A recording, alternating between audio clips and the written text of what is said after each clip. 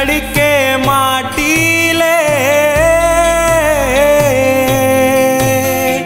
होते भारत माँ के बखान।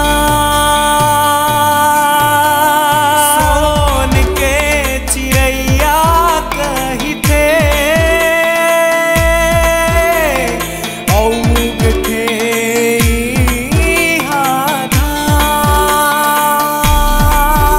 तोला है प्रणाम, तोला है प्रणाम, तोला है प्रणाम, तोला है प्रणाम, तोला है प्रणाम, तोला है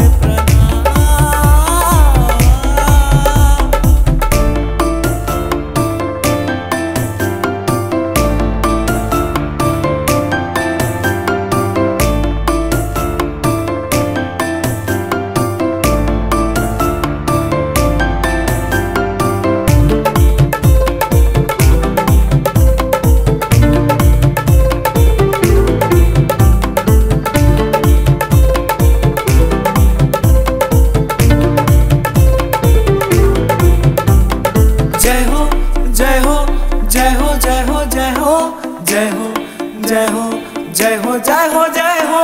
गढ़वो नवा छत्तीसगढ़ ठाने हन हमर काका के बाते न माने हन।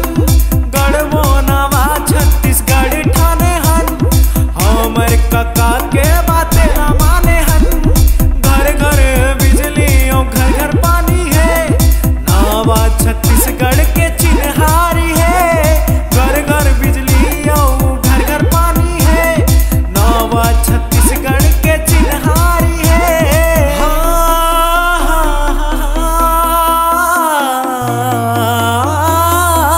तोला है प्रणाम, तोला है प्रणाम, तोला है प्रणाम, तोला है प्रणाम, तोला है प्रणाम, तोला है प्रणाम।